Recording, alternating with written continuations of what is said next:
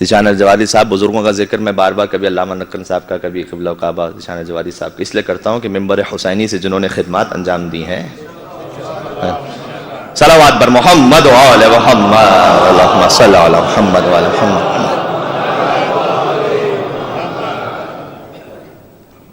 تو جنہوں نے ہمارے بزرگوں پر احسان کیا اور ہم پر احسان کیا ہے اور آنے والی نسلوں پر بھی ان کا احسان جاری رہے گا، تو حق یہ ہے کہ ممبر حسینی سے ان لوگوں کا ذکر کیا جائے جنہوں نے ذکر حسین میں اپنی اپنی خدمات کو پیش کیا ہے. حق یہ. تو نام کی بات، عبد الحق، انہوں نے کہا ذیشان الجوادی صاحب قبلہ کعبہ نے تاریخ میں 2 ہارون گزرے ہیں اور 2 ہی موسیٰ گزرے ہیں. حضرت موسیٰ علیہ السلام نبی خدا، ان کے وزیر ہارون رب اشرح لی صدری ویسر لی امری واحلل عقدۃ من لسانی یفقہوا قولی واجعل لی وزیرا من اہلی ہارون اخی. پروردگار میرے سینے کو کشادہ کر دے، میری زبان کی گرہوں کو کھول دے، یہ میری بات کو سمجھ سکیں. واجعل لی، میرے لیے بنا دے، وزیرن، ایک وزیر، من اہلی، میرے اہل میں سے ہو، ہارون اخی، ہارون نام ہے اس کا، رشتے میں میرا بھائی ہے. جملہ معترضہ بریکٹس میں ایک جملہ کہہ دوں، اے حضرت موسیٰ علیہ السلام خدا سے دعا بھی مانگ رہے ہیں، کہہ رہے ہیں میرا وزیر بنا دے، عہدہ بھی بتا رہے ہیں، کہہ رہے ہیں میرے اہل میں سے ہو، یہ خاندان بھی بتا رہے ہیں، ہارون نام بھی بتا رہے ہیں، اخی بھائی بھی ہے میرا. بس سب کچھ فکس کر دیا تو خود بنا لیجئے پھر.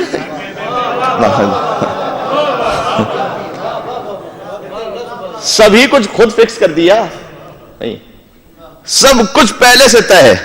بھائی ہے میرا، اہل بیت میں سے ہے، ہارون نام ہے، بنانا وزیر ہے، تو بنا دے، بسم اللہ شروع کیجیے. کہا نہیں، میں اللہ کو ریکمینڈ تو کر سکتا ہوں، اپنی مرضی سے بنا نہیں سکتا ہوں. موسیٰ جیسے اولو العزم کے پاس اپنے وزیر کو بنانے کا اختیار نہیں، جاہل امت کے پاس محمد مصطفیٰ کے وزیر بنانے کا حق کیسے آ جائے گا؟ صلوات پر محمد و آل محمد.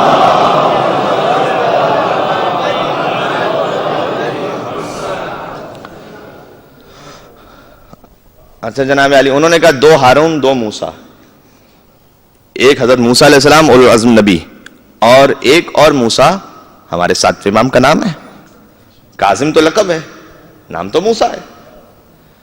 اور ہارون علیہ السلام حضرت موسیٰ کے وزیر، لیکن یہاں 7 امام کے قاتل کا نام کیا ہے؟ ہارون رشید. پھر وہ فرماتے ہیں کہ اللہ نے یہ عجب انتظام رکھا ہے کہ ایک وقت میں ایک ہارون ایک موسیٰ کے وزیر ہیں، اور دوسرے وقت میں ایک ہارون ایک موسیٰ کا قاتل ہے. وہ موسیٰ بھی حجت خدا، یہ موسیٰ بھی حجت خدا. اللہ سمجھانا چاہتا ہے، یعنی جب تاریخ کو پڑھنا تو کبھی ناموں کے دھوکے میں نہ آنا، ہمیشہ کردار پر نگاہ رکھنا.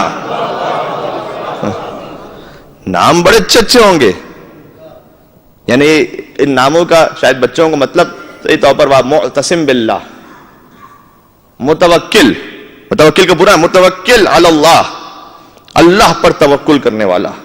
سبحان اللہ سبحان اللہ. معتز باللہ، جسے اللہ نے عزت عطا کی ہو.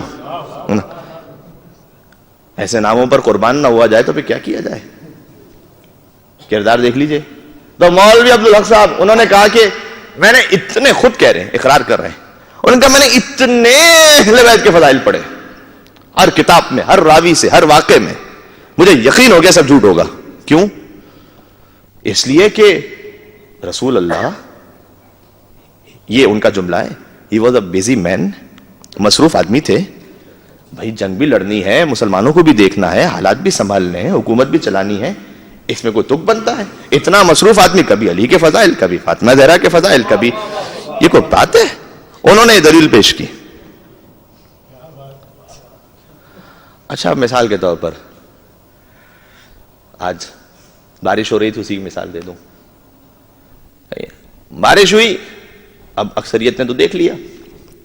فرض کیجئے کسی کو خبر نہ ہوئی کہ آج بارش ہوئی ہے، کل کا اس نے اخبار کھولا، لکھا ہوا تھا کہ اتنے سالوں بعد یا اتنے مہینوں بعد، پتہ نہیں، میں تو اس وقت عجمان میں ہوں، دبئی کی کیا پوزیشن تھی واللہ عالم، لیکن یہ کہ مثلاً دبئی شارجہ عجمان میں بارش ہوئی, ٹھیک ہے, ایک اخبار میں اس نے پڑھا, اچھا کل بارش ہوئی تھی. دوسرا اخبار پڑھا, اس میں بھی یہ مین ہیڈ لائن تھی, بارش ہوئی.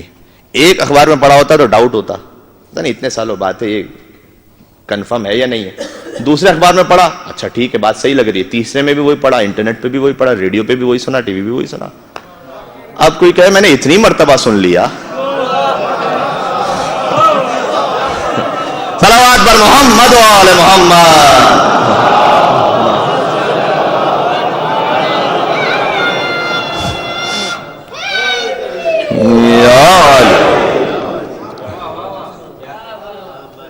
میں نے تو ہر اخبار میں دیکھا, ریڈیو پہ سنا, ٹی وی پہ دیکھا, ہر ایک سے سنا, میں نے اتنا سنا, مجھے یقین ہو گیا سب جھوٹ ہوگا, کل کوئی بارش نہیں ہوئی ہوگی.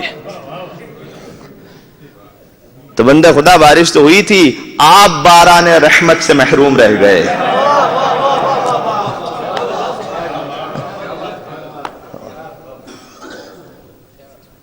اور پھر اس کا جواب آگے بڑھاتے ہوئے مرحوم علامہ نقن صاحب نے یہ کہا, انہوں نے لکھا اپنے ایک آرٹیکل میں, مولوی عبدالحق صاحب نے یہ کہا کہ مجھے اتنا یقین ہو گیا سب کچھ پڑھ کے کہ ایسا کہا ہی نہیں ہوگا رسول اللہ نے. انہوں نے کہا کہ رسول اللہ نے فقط کثرت کے ساتھ اہل بیت کے فضائل تھوڑی سنائے ہیں, قرآن کریم کے سلسلے میں کتنی احادیث ہیں. رسول اللہ نے ارشاد فرمائی ہیں, آیت الکرسی پڑھو تو یہ ثواب, سورہ کوثر پڑھو تو یہ مشکل حل, سورہ یاسین قلب قرآن ہے وہ پڑھو تو وہ مسائل حل, سورہ رحمان اور رسول قرآن ہے, سورہ الحمد لا صلاۃ الا بفاتحۃ الکتاب, سورہ الحمد کے بغیر تو کوئی نماز ہی پوری نہیں ہوتی. قرآن کے فضائل بیان کیے, قرآن کے معارف بیان کیے. اب کوئی بیچارہ مسلمان اتنا قرآن کے بارے میں پڑھ کر جو حضور نے بیان کیا تھا,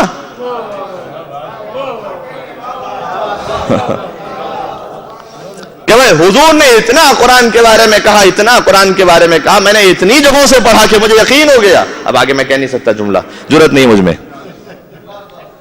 تو اس کا جواب کیا دیا جائے گا؟ اس کا جواب یہ دیا جائے گا, اگر وہ جواب دینا چاہیں میں ان کی جانب سے جواب کہ بھئی ہاں قرآن کے فضائل اس لیے ہم قبول کر رہے ہیں کہ حضور آئے کس لیے تھے؟ حضور آئے ہی تھے قرآن کی تفسیر کرنے کے لیے, حضور آئے تھے قرآن کے معارف بیان کرنے کے لیے, حضور آئے اس لیے تھے کہ اللہ سے قرآن لے کر امت تک پہنچا سکیں. تو جناب علی حضور فقط قرآن کے لیے نہیں آئے تھے, انی تارکن فیکم الثقلین کتاب اللہ و عترتی اہل بیتی. جیسے حضور پر واجب تھا کہ قرآن بیان کریں, ویسے ہی حضور پر اللہ کی جانب سے واجب تھا کہ فضائل علی اور اولاد علی کو بیان کریں.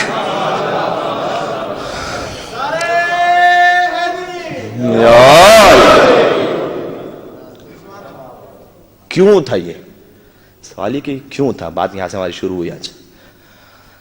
تعارف مکتب اہل بیت مختلف. اب آپ, میں نے کبھی مکتب اہل بیت کہا, کبھی مذہب اہل بیت کہا, کبھی شناخت مذہب, مفہوم وہی ہے سب کا. یہ جو اتنا کثرت کے ساتھ حضور بیان فرما رہے تھے, وجہ کیا ہے؟ وجہ یہ ہے کہ علی کی محبت اس بات کی ضمانت ہے کہ جس کے دل میں علی ابن ابی طالب کا عشق ہے وہ کبھی راہ پروردگار سے بھٹک نہیں سکتا ہے. یہ ذاتی عشق کا معاملہ نہیں ہے. کل بھی میں نے عرض کیا تھا, بیٹی کے لیے کھڑے ہوتے ہیں, یہ نہیں کہ باپ بیٹی کے لیے کھڑا ہو رہا ہے.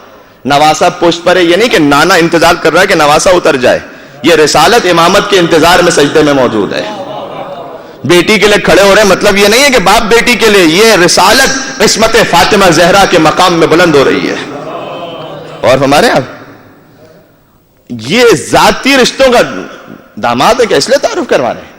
داماد کو سن لو, داماد کو دیکھ لو, مان لو, نہیں, جو علی کی راہ پر ہے.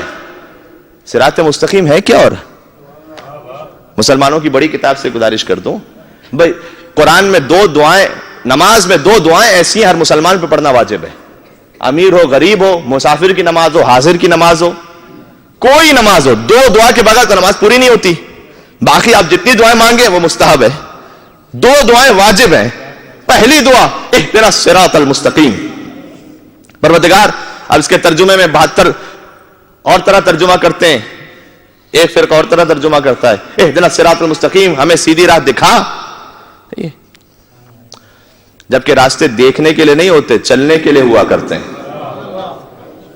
اگر یہی اس کا ترجمہ ہو تو جو زندگی کی مسلمان اپنی آخری نماز پڑھے گا اور اہدنا الصراط المستقیم کہہ رہا ہوگا پروردگار مجھے سیدھی راہ دکھا، تو اللہ اسے کہے گا بندے خدا اب تک دیکھی نہیں، چلے گا کب تو اس راہ پر ہے؟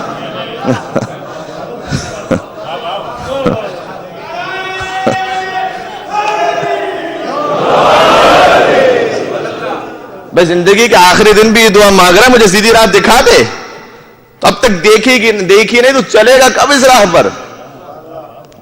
اس پہ مجھے بحث نہیں ہے، وہ ترجمے کے بارے میں خیر اور بہت سی ڈیٹیلز علامہ طباطبائی صاحب نے بھی کچھ لکھا ہے.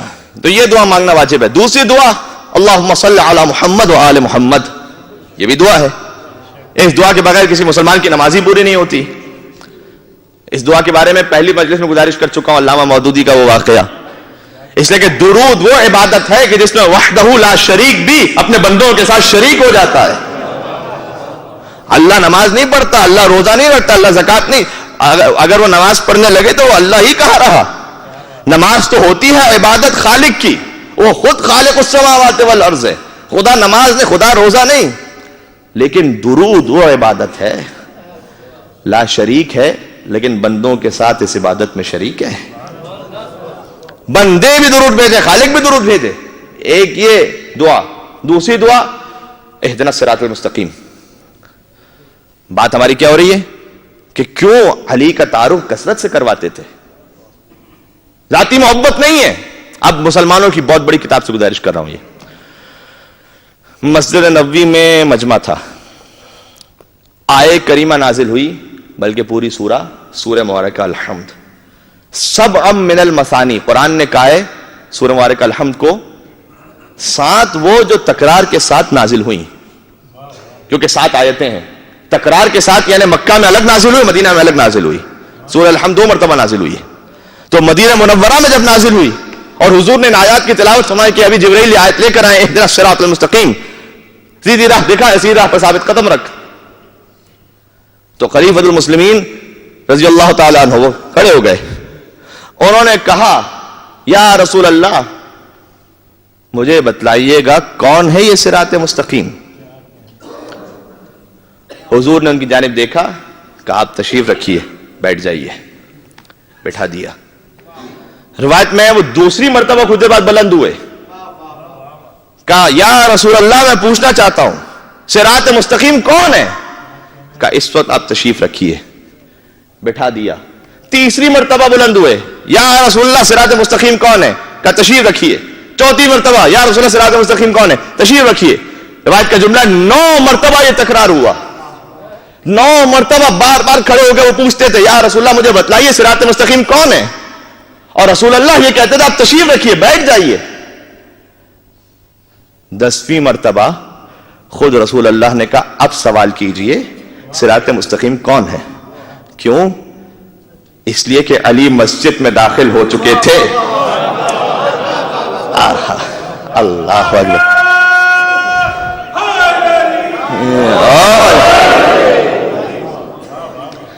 علی مسجد میں آ چکے تھے. اب سوال کیا صراط مستقیم کون ہے؟ انہوں نے کھڑے ہو کر اتباع رسول میں سوال کیا، کیونکہ رسول اللہ کا پہ حکم آ چکا تھا. اب سوال کیجیے. انہوں نے کھڑے ہو کے سوال کیا یا رسول اللہ مجھے بتلائیے گا اہدنا الصراط المستقیم، سیدھی راہ پر مجھے ثابت قدم رکھ کہ صراط مستقیم ہیں کون؟ رسول اللہ نے ابا اوڑی ہوئی تھی، اپنے مقام سے بلند ہوئے، ابا سے اپنے دونوں ہاتھوں کو نکالا، جیسے میرے ہاتھ نکلے ہوئے، ابا سے اپنے دونوں ہاتھوں کو نکالا، اپنا پورا رخ علی ابن ابی طالب کی جانب کیا اور اپنے دونوں ہاتھوں سے اشارہ کرتے ہوئے فرمایا ھذا صراط مستقیم. علی ابن ابی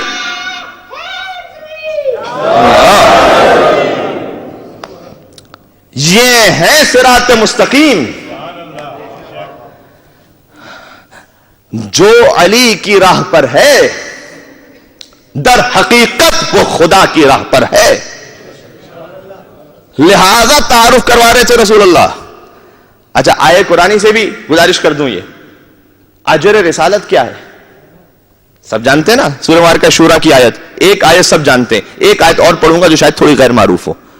سورہ شورا قل لا اسألکم علیہ اجرا الا المودۃ فی القربى، میرے ہر سننے والے کو یاد ہے. اجر رسالت یہ ہے کہ اہل بیت سے محبت رکھو، اللہ کے ساتھ ہے، کچھ نہیں اجر رسالت سوائے کہ اہل بیت سے محبت رکھو. یعنی محصور کر دیا. جب آپ ایگزمپٹ کرتے ہیں کسی چیز کو, ان الانسان لفی خسر, سارے انسان خسارے میں, اب جو ایگزمپشن ہوگا فقط وہ خسارے سے نکلے گا. قل لا اسألکم, ہے ہی نہیں کوئی اجر رسالت, الا, مگر ایک, مودۃ فی القربہ. سورہ شورا کی آیت سب جانتے ہیں, سورہ فرقان کی آیت پڑھ دوں ایک. قل, یہ بھی قل سے آغاز ہے, قل ما اسألکم علیہ من اجر, میں تم سے کوئی اجر چاہتا ہی نہیں ہوں, الا, مگر, الا من شاء ان یتخذ الی ربہ سبیلا, کہ تم سب کے سب اللہ کے راستے پر چلنے والے بن جاؤ. تھوڑا سا سطح علمی کو بلند کرتے, منطقی اعتبار سے, فلسفی اعتبار سے, میتھمیٹیکل کیلکولیشن کے اعتبار سے ان دو آیات کو ملائیے گا. مثال دوں, بچے کے لیے واضح ہو جائے. حضور میں محرم الحرام کا مہینہ ہے, مجلس میں کہیں نہیں جا پاتا سوائے شارجہ آتا ہوں. جملہ صحیح ہے. حضور وہی کچھ دیر بعد کہے, سورہ فرقان بھی اللہ کا کلام ہے, سورہ شورا بھی اللہ کا کلام ہے. اگر ایک ہی انسان ایک ہی چیز کے بارے میں دو ایگزمپشن کرتے تو کیا نتیجہ ہوگا؟ حضور میں مجلس میں کہیں نہیں جاتا سوائے شارجہ آتا ہوں. تھوڑی دیر بعد کہ حضور میں مجلس میں کہیں نہیں جاتا سوائے شارجہ اور دبئی جاتا ہوں. جملہ غلط ہے, یا پہلا جملہ یا دوسرا جملہ. ادبی اعتبار سے جملہ غلط ہے, grammatically one of them is wrong. ٹھیک ہے, دونوں میں سے کوئی غلط ہے. ہاں, اگر کوئی یہ کہے کہ حضور میں کہیں مجلس میں نہیں جاتا سوائے دو جگہ کے, تھوڑی دیر بعد کہے میں کہیں مجلس میں نہیں جاتا سوائے شارجہ اور دبئی کے, یہ دونوں جملے صحیح ہیں, اس لیے کہ پہلے میں مختصر کہا, دوسرے میں تفصیل بیان کر دی. اگر, اب میری بات پہنچی کاش, اگر ایک چیز کے بارے میں بالکل, اس میں اصلا کوئی روایت کا میں نے سہارا نہیں لیا سوائے میتھمیٹیکل کیلکولیشن, سوائے منطقی استدلال کے, لاجیکل, اگر ایک چیز کے بارے میں دو ایگزمپشن ہو, یا تو دونوں میں سے ایک غلط ہے یا دونوں صحیح ہیں, ایک مختصر ہے ایک میں تفصیل ہے. اللہ یہ کہہ رہا ہے اجر رسالت کچھ نہیں ہے سوائے اہل بیت کی محبت کے. اللہ اکبر. پھر کہا اجر رسالت کچھ نہیں ہے سوائے یہ کہ اللہ کے راستے پر چلنے والے بن جاؤ. کاش میری بات پہنچے. صلوات بر محمد و آل محمد.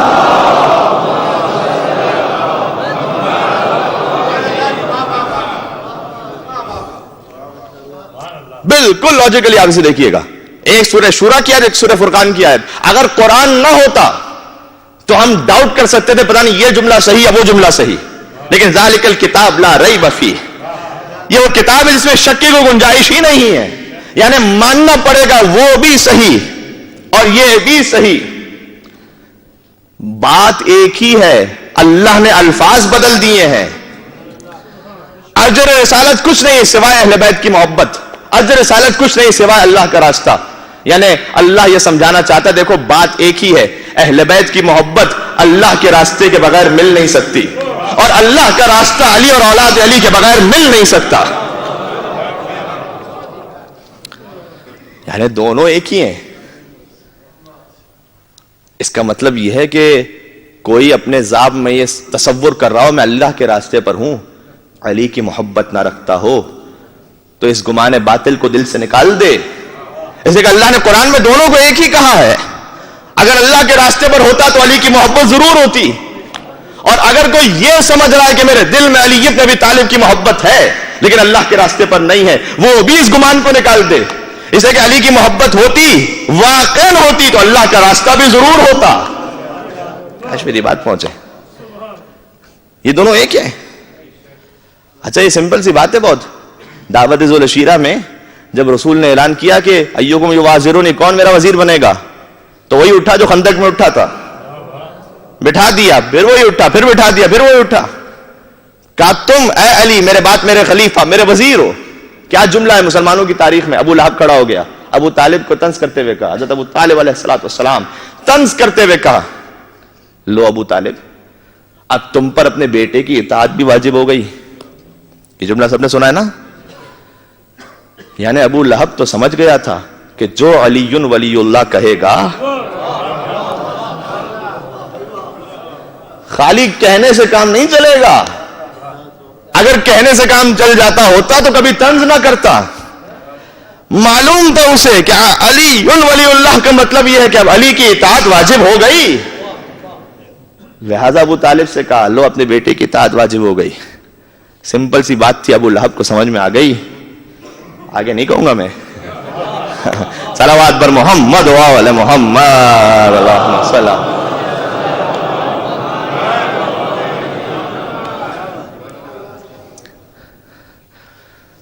معرفت مکتب اہل بیت, اہل بیت کے مکتب میں ماننا بھی ہے, محبت بھی ہے, ساتھ میں عمل بھی ہے.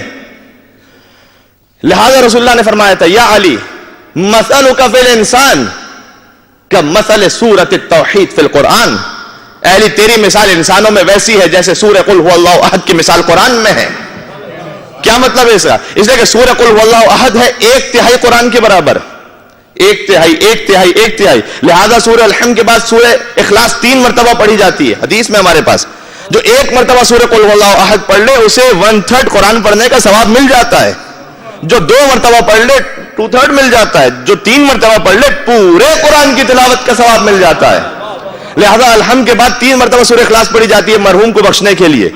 تو ہمارے پاس پورا قرآن اس وقت ایک مختصر وقت میں نہیں پڑھ سکتے, لہذا 3 مرتبہ سورہ اخلاص پڑھ لو تو پورے قرآن کا ثواب مل جائے گا.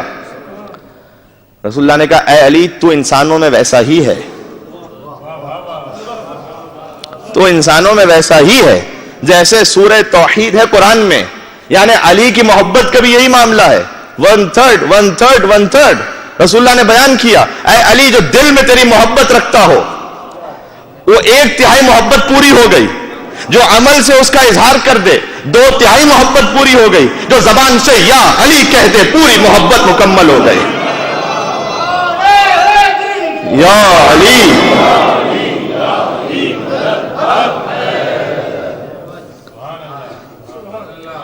یہ ہے ولایت علی کا مطلب.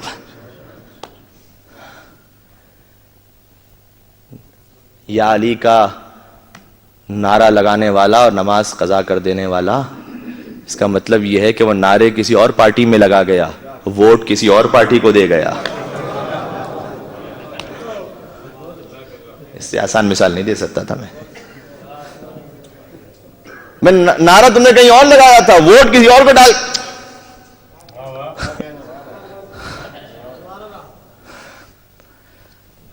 یعنی صلوات علی محمد و آل محمد.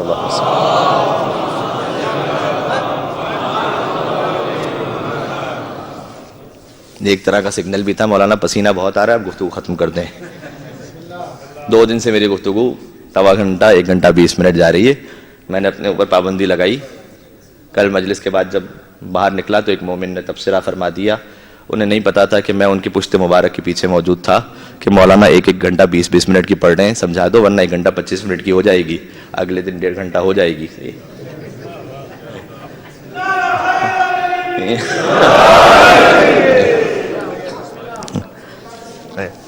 تو اللہم صلی علی.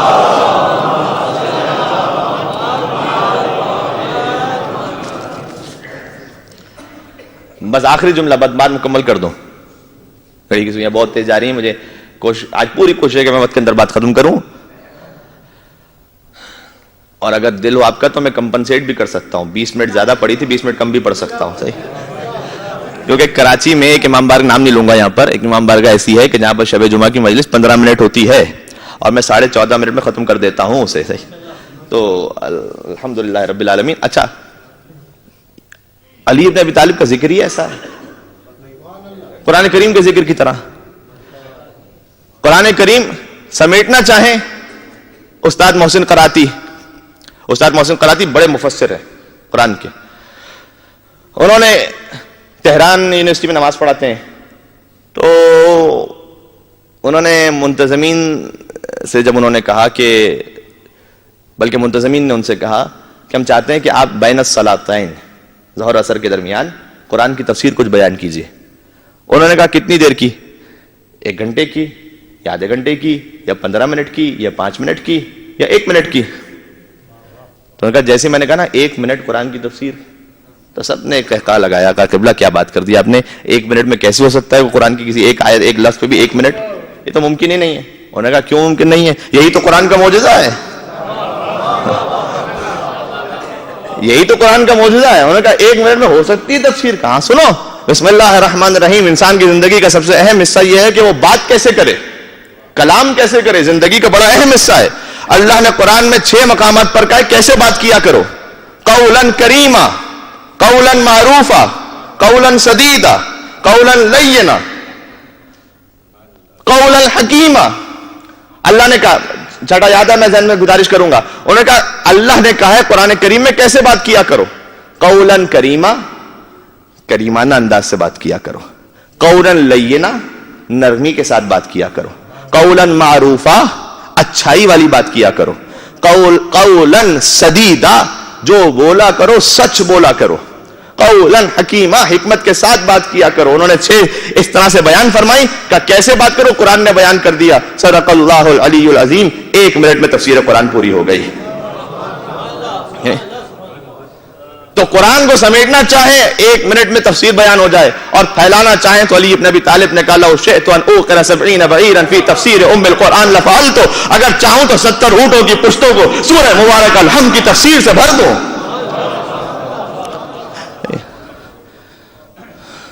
ابن عباس نے 2 مرتبہ کہا، 1 مرتبہ نہیں، 2 مرتبہ کہا. نماز عشاء کے بعد میں علی کے پاس بیٹھا، میں نے گزارش کی سورہ الحمد کی تفسیر بیان فرمائیے، اور علی تفسیر بیان کر رہے تھے، اور میں تفسیر میں اتنا محو ہو گیا کہ اچانک خیال آیا اذان فجر بلند ہوئی، اور میں نے محسوس کیا کہ ابھی تفسیر بسم اللہ کے با کے نقطے سے آگے نہیں بڑھی تھی. اللہ اکبر، اللہ اکبر. یہ ہے قرآن کریم کا معجزہ، اور یہی ہے ذکر علی کا معجزہ.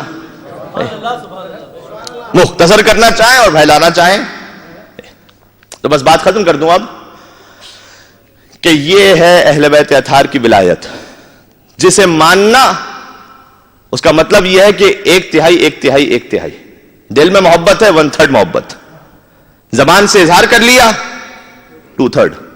رسول اللہ کی حدیث ہے، عمل میں اس بات کا اعلان کر دیا کہ میں علی والا ہوں، پوری محبت مکمل ہو گئی. یہ ہے پوری اور کامل محبت. اور یہ محبت فقط نماز روزے کی حد تک نہیں ہے. انشاءاللہ شاید کل یا پرسوں اس پر آؤں گا. ہم سمجھتے ہیں کہ علی کی سیرت پر عمل کرنا یعنی مولانا کہہ رہے ہیں دن بھر نمازیں پڑھتے رہو. نہیں، نماز ایک اہم جز ہے دین کا، لیکن فقط نماز نہیں ہے بندگی، نماز بھی ہے بندگی. اور کیا کیا بندگی ہے؟ روزہ، حج، زکات، خمس، یہ تو ہم سب جانتے ہیں. کل تھوڑی سی داڑھی پہ بھی میں نے بات کر لی. اور کیا کیا بندگی ہمارا؟ قبلہ حدیث میں ہے اگر ایک شخص رزق حلال کمائے اور اپنے گھر والوں کے لیے گوشت خرید لے تاکہ اس کے گھر والے اچھی غذا کھا لیں، پروردگار اسے نسل اسماعیل میں سے 70 غلام آزاد کرنے کا ثواب عطا فرما دیتا ہے. یہ بھی ہے بندگی. اور ہمارے یہ بھی ہے بندگی، یعنی زوجہ سے محبت اللہ کے لیے، بچوں سے محبت اللہ کے لیے. اگر گھر میں آپ کو خدمت کر رہے ہیں اللہ کے لیے، اس کا ثواب ہے. مومنات کی طرف سے آج بڑی مجھے داد ملے گی. ان کے کچن کے مسائل کو میں نے کچھ حل کیا ہے حدیث کی روشنی میں. اس کا پارٹ 2 کل سنا دوں گا.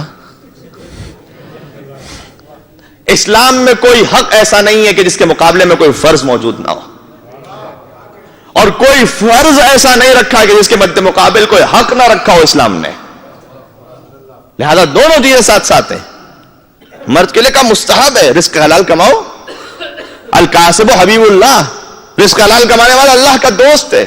محنت کر. اللہ کو پسند نہیں ہے کہ ایک شخص گھر میں آ کے بیٹھ جائے.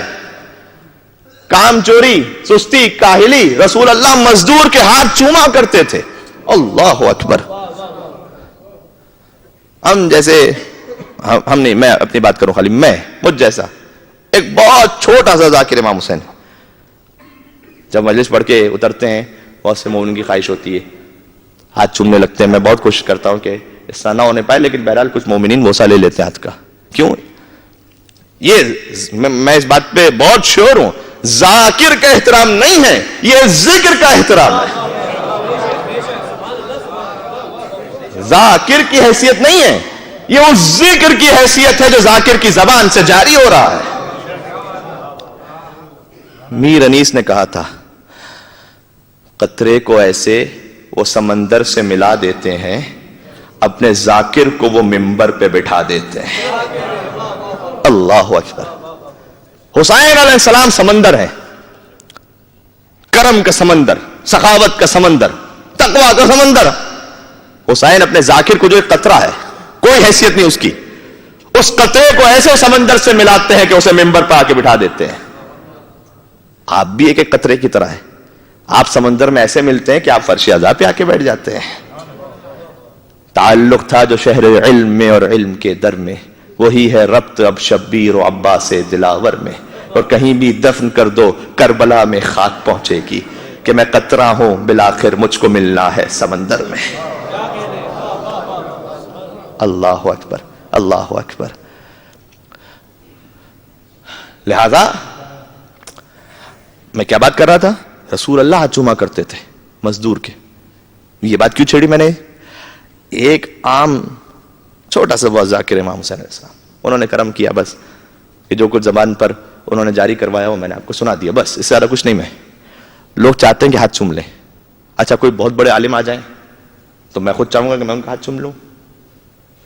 ان سے بڑھ کے کوئی مرج تقلید آ جائیں، ہم سب چاہیں گے کہ بھائی جب زیارت پہ جاتے ہیں لوگ ملاقات کرتے ہیں تو کتنی تمنا ہوتی ہے کہ ہم مرج تقلید کا ہاتھ چوم لیں.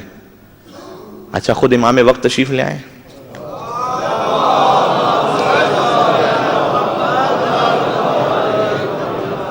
کل دوپہر کی مجلس میں، کل دوپہر کی مجلس علامہ حلی کا واقعہ سنا چکا ہوں. علامہ حلی نے جو کہا تھا، کل دوپہر کی تھی یا پرسوں دوپہر کی تھی، ہاں کل دوپہر. علامہ حلی رسول امام کے قدموں تک جانا چاہتے تھے، امام نے روک لیا. تو مولا تشریف لے آئے تو مولا کے دست گرامی تو کیا، ان کے تو قدم مطہر کا بوسہ لینے کے لیے، ان کے قدموں کی خاک کا بوسہ لینے کے لیے مومنین تڑپ اٹھیں گے.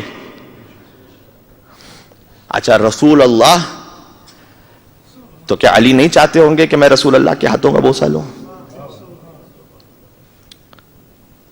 فرش ادا پر بیٹھنے والا ایک ذاکر کے ہاتھوں کا بوسہ لے، ایک ذاکر عالم کے ہاتھ کا بوسہ لے. عالم مرج تقلید، مرج تقلید امام وقت، امام رسول اللہ کے ہاتھوں کا بوسہ لے. اب اس حدیث کا مطلب سمجھ میں آیا؟ رسول اللہ رزق حلال کمانے والے کے ہاتھوں کو چوما کرتے تھے. اللہ اکبر، اللہ اکبر. رزق حلال کمانے والا، محنت کرنے والا. لہذا جب بھی جاب پہ تشریف لے، بوجھ سمجھ کے نہ جائیے گا. جب جاب پہ آپ تشریف لے جا رہے ہیں، اپنے بزنس پہ تشریف لے جا رہے ہیں، اور رزق حلال کوئی حرام کام نہیں ہے، دائرے کے ازمپشن یہ کہ حرام کام نہیں ہے، ورنہ اہل بیت کا ذکر، اہل بیت کی راہ پہ کوئی چل ہی نہیں سکتا کہ جس کا رزق حرام کا ہو. حرام کام نہیں ہے، رزق حلال کے لیے آپ تشریف لے جا رہے ہیں تو دل پہ بوجھ سمجھ کے نہ جائیے گا، یہ سمجھ کے تشریف لے جائیے گا کہ اگر گھر والوں کے لیے رزق حلال کما رہا ہوں، یہ وہ طریقہ اور وہ عبادت ہے جس پر علی اور اولاد علی مجھ سے راضی ہو جائیں گے، وہ خوش ہوں گے مجھ سے. رزق حلال کمانا، محنت کرنا. بالآخر میں ٹائم سے ایکسیڈ کر ہی گیا اور مسائل ابھی شروع نہیں ہوئے، بہت مختصر رکھوں گا. بس میں نے مثال دی، علی کی ولایت عمل میں اظہار ہو تو مکمل ہے. نماز نہ پڑھنے والا خدا نخواستہ اور مجلس میں آ کے نعرہ حیدری لگانے والا، مثال دے دی میں نے. اس لیے کہ اگر معراج کو دیکھنا ہو، اس بات کی معراج کو دیکھنا ہو کہ حسین نے نماز کیسے قائم کی، اشہد انک قد اقمت الصلاۃ، یہ نماز کیسے قائم ہوئی، فقط ایک روز عاشور. مومن کی زندگی میں سب سے اس سے بڑھ کے غم کا دن کیا ہے؟ عاشور. اور عاشور ہی پر تو ہماری پوری حیات ہے. عاشور کا دن شروع کب سے ہوتا ہے؟ کیا اذان علی اکبر کے بغیر عاشور کا دن شروع ہو سکتا تھا؟ حسین کے پاس تو مؤذن جو تھے وہ تو مؤذن اذان دیا کرتے تھے روزانہ، لیکن حسین نے کہا نہیں، آج عاشور کا دن ہے، آج جہاد ہونے والا ہے، یہ وہ دن ہے جو ہر مومن، ہر انسان اس کے سینے میں ثبت ہو جائے گا۔ لہذا جب شروع ہو اس دن علی اکبر کی اذان سے، ظہر کا وقت آیا، اب وہ ثمامہ سیداوی آگے بڑھتے ہیں، مولا جی چاہتا ہے زندگی کی ایک اور آخری نماز آپ کے پیچھے پڑھتا ہوا جاؤں۔ امام نے کہا جعلک اللہ من المصلین، اللہ تجھے نماز پڑھنے والوں میں شمار فرمائے۔ نماز شروع ہوئی، میں تو جملہ کہہ بھی نہیں پاؤں گا اب کہ حبیب ابن مظاہر کی شہادت کیسے ہوئی، اس لیے کہ جب حبیب گئے اور کہا کہ جنگ روک دو تاکہ نماز ہو سکے، وہاں سے وہ توہین کی گئی سید الشہداء کی۔ حبیب نے کہا کہ مولا بس مجھے اس نے جہاد عطا فرمائیے، اس لیے کہ اب نماز آپ کے نانا رسول اللہ کے پیچھے پڑھوں گا میں جنت میں جا کے۔ اور ان ملعونوں سے یہ کہا تمہیں شرم نہیں آتی تمہاری نماز تو قبول ہو جائے اور فرزند زہرا کی نماز قبول نہ ہو؟ اس اہانت پر انہوں نے تلوار نکالی، حملہ کیا، حسین کی نماز پر حبیب نے مظاہر شہید ہو گئے۔ حبیب کے مذاہب ہم سنتے ہیں نا، رجل فقیہ، دین کو سمجھنے والے حبیب۔ حسین نے ٹائٹل دیا تھا، دین کو سمجھنے والا وہ ہوتا ہے کہ جو نماز پر اپنی جان قربان کر دے۔ یہ کربلا نے ہمیں بتلایا ہے۔ دو سپاہی آگے کھڑے ہو گئے، زہیر قین، سعید ابن عبداللہ۔ زہیر بھی تیروں کو روک رہے تھے، سعید بھی تیروں کو روک رہے تھے، کہتے جاتے تھے پروردگار اس وقت تک زندگی عطا کر جب تک میرے مولا کی نماز ختم نہ ہو جائے، مجھے اپنی حیات کی فکر نہیں ہے۔ سعید تڑپ کے کہتے تھے، یہاں حسین قیام و قعود، رکوع و سجود، اور وہاں سعید کبھی دائیں طرف جھک کر تیر روکے، کبھی بائیں طرف جھک کر تیر روکے، کہتے ہیں پروردگار زندگی عطا کر میرے مولا کی نماز ختم ہو جائے۔ اور جب نماز ختم ہوئی تو تاریخ میں ملتا ہے، میں نے بزرگ علماء سے سنا ہے، سعید کے جسم پر 17 تیر پیوست ہو چکے تھے۔ سعید گرے، فرزند رسول کی گود میں پہنچا سر۔ اللہ اکبر، کیا معراج ہے۔ اب بھی سوال کیا، دیکھیں انسان کتنا ہی عمل کر لے، مومن کی علامت ہے کبھی مطمئن نہیں ہوتا وہ، کاش میں سے اور زیادہ کر لیتا، کاش میں اور کر لیتا۔ سعید نے اب بھی سوال کیا، حل وفیت یا ابن رسول اللہ، اے فرزند رسول اب کیا وفا کا حق ادا ہوا یا نہیں ہوا؟ حسین نے کہا انت امامی فی الجنہ، سعید تو نماز کے وقت میرے آگے کھڑا ہوا ہے تاکہ میری نماز ہو جائے، جب حسین جنت میں جائے گا نا تو حسین کے آگے آگے جائے گا۔ اللہ اکبر، کیا معراج عطا کی، تو حسین کے آگے جائے گا۔ کہ مولا پھر میرے سینے سے تیروں کو نکالیے گا نہیں، اس لیے کہ چاہتا ہوں آپ کی ماں فاطمہ زہرا کے سامنے اسی عالم میں چلا جاؤں۔ یہ معراج ہے۔ مولانا اظہر حسین زہری صاحب اب یہ پڑھا کرتے تھے جملے، اچانک میں آگے جاؤں گا نماز پر، اور یہ ظہر کی نماز کی بات ہے، اچانک سعید نے کہا مولا ایسا لگا جیسے کوئی داہنی طرف آ گیا ہے۔ کہ سعید ادب سے سلام کر، یہ میرے نانا رسول اللہ جنت سے تجھے لینے کے لیے آئے۔ مولا ایسا لگا کوئی بانی طرف بھی آ گیا ہے۔ سعید یہ میرا بابا اور کائنات کا مشکل کشا، تو حسین کا ناصر ہے، میرا بابا تجھے لینے کے لیے آیا ہے۔ مولا ایسا لگا جیسے کوئی سینے پر ہوا کر رہا ہے۔ سعید ادب سے سلام کر، یہ میرا بھیا حسن مجتبیٰ تجھے لینے کے لیے آیا۔ اور اب جو حسین نے جملہ کہا نہ سعید سے برداشت ہوا نہ حسین سے برداشت ہوا، نہ میں شاید صحیح طرح کہہ پاؤں گا اسے، مولا ایسا لگا جیسے کوئی میرے قدموں کی طرف بڑھ رہا۔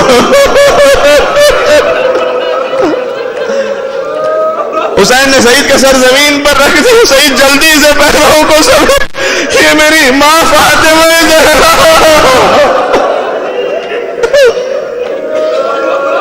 تجھے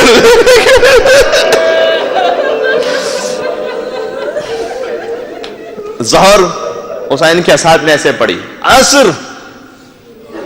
عصر کی نماز عاشور کے دن کسے یاد نہیں؟ دیکھیں عاشور کا پورا دن ہی نماز کے ساتھ ہے۔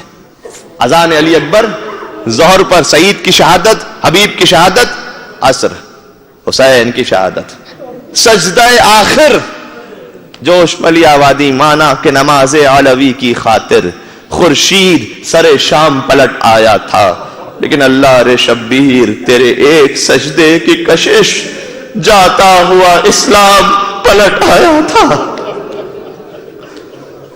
عصر عاشور حسین نے نماز میں شہادت ہو گئی۔ میں مولا علی علیہ السلام خدمت میں ایک جملہ کہوں گا، مولا آپ کو بھی نماز میں ضربت لگی، آپ کے فرزند حسین بھی نماز میں شہید ہوئے، لیکن ایک فرق تھا، علی کو جب ضربت لگی کم از کم سر تو اٹھا لیا تھا۔ اللہ اکبر۔ حسین جب شہید ہوئے حسین خود سے سر نہ اٹھا سکے، نوکے نیزہ پر حسین کا سر گزر۔ آخری نماز ایک اور دکھاؤں، عاشور کے شام غریبہ آ گئی، خیمے جلے ہوئے ہیں، سکینہ کو تمانچے لگ رہے تھے، چادریں چھینی جا چکی تھیں۔ مقتل کا جملہ ہے، میرے مولا سید سجاد نے پوری رات فقط ایک سجدے میں گزاری، سجدے میں سر رکھا سجاد نے اور جملہ کہا، لا الہ الا اللہ حقا حقا، لا الہ الا اللہ عبودیت و رقا، پروردگار تیرے سوا کوئی معبود نہیں، سجاد تیرا بندہ ہے۔ سجاد نے سر رکھ دیا، شام غریبہ نماز پڑھی جلے ہوئے خیموں کے درمیان۔ نماز ایک اور بھی تھی، میرے مولا نے بیان فرمایا کہ جب بیویوں کا قافلہ بندے ہاتھوں کے ساتھ جا رہا تھا، ان سواریوں پر بیٹھے ہوئے کوئی بیوی ایسی نہیں تھی جس کی نماز شب تک قضا ہوئی ہو۔ بندے ہوئے ہاتھوں کے ساتھ محمل نہیں ہے، سواریوں پر بیٹھ کر نماز شب کو بھی انجام دیا، فجر کو انجام دیا، ظہر عصر مغرب عشاء کو انجام دیا، اور پھر بات وہاں تک پہنچی کہ آخری جملہ زینب نے بیٹھ کے نماز پڑھی۔ اللہ اکبر۔ سید سجاد نے کہا، پھوپھی اماں آج یہ وقت آ گیا، آپ بیٹھ کر نماز پڑھیں؟ اور پھر زینب نے کہا، بیٹا سجاد آنے والی غذا اتنی کم ہوتی ہے، زینب نے کئی دن ہو گئے ہیں فاقے، میرے جسم میں طاقت نہ رہی، کھڑے ہو کے نماز پڑھو۔ وہ زینب کبریٰ جس نے شام غریبہ کھڑے ہو کر پہرا دیا تھا، نہیں معلوم کوفہ اور شام میں کتنے پتھر لگے تھے، زینب کتنا چلی تھی کہ بیٹھ کر نماز پڑھنا پڑی۔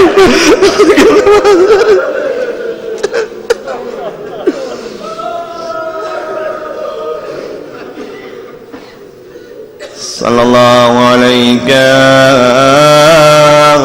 یا ابا عبداللہ، صلی اللہ علیہ یا ابن رسول اللہ، صلی اللہ علیہ یا ابن امیر المؤمنین، صلی اللہ علیہ یا ابن فاطمة الزہراء، سیدت نساء العالمین، وصلی اللہ علی محمد وآلہ الطیبین الطاہرین۔ ایک اعلان، بہت ضروری اعلان، وہ یہ کہ ماتم سے قبل آپ یہیں تشریف رکھیے گا۔ قبلہ ابو طالب صاحب چونکہ کل تشریف لے جا رہے ہیں اپنے وطن، تو سلام آخر یہ پیش کریں گے، جو تشریف رکھنا چاہتے ہیں وہ تشریف رکھیں۔ ماتم